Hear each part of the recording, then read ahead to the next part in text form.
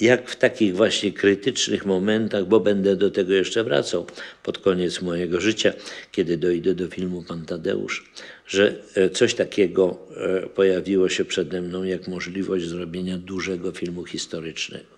Polska kinematografia już wtedy stała na silnych nogach, jeżeli chodzi o produkcję, o możliwości.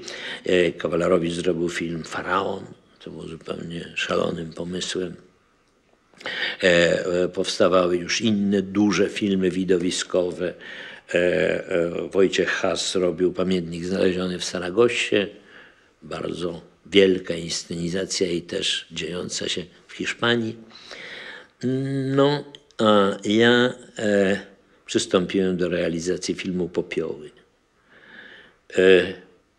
Popioły są piękną powieścią, bardzo taką szlachetnie myślącą o naszej przeszłości, dlatego że jest wielka legenda Napoleona w naszej historii. Napoleon jest postacią, która w polskiej historii utrwaliła się jako nasz ideał.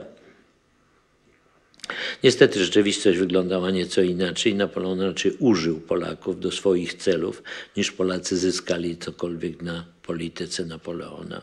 No ale ożywiły się, obudziły się nadzieje, a może to było wtedy najważniejsze. Co prawda potem koniec tych nadziei był głęboko depresyjny i zwiastował długą zapaść. No ale ta chwila właśnie nadziei wydawała mi się warta pokazania na ekranie. Zrobiłem wielki błąd na początku, że zapomniałem o lekcji Andrzeja Munka, żeby robić film kolorowy. Zrobiłem film czarno-biały, który może i wyglądał szlachetnie, ale od samego początku już był jakby filmem z dawnych lat. I myślę, że to była słabość tego filmu, niezależnie od pięknych zdjęć Jurka Lipmana i od całej naszego zaangażowania i, że tak powiem, środków, które udało mi się dla tego celu, że tak powiem, zgromadzić. Film opowiadał o młodych bohaterach, więc musiałem znaleźć nowych aktorów.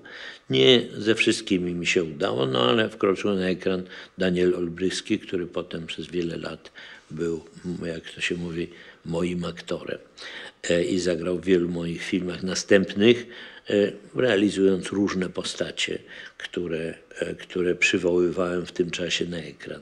Olbrychski był pełnym temperamentu, bardzo prawdziwym, bardzo żywiołowym aktorem i myślę, że jego rola w tym filmie najbardziej się, że tak powiem, utrwaliła, najbardziej ten film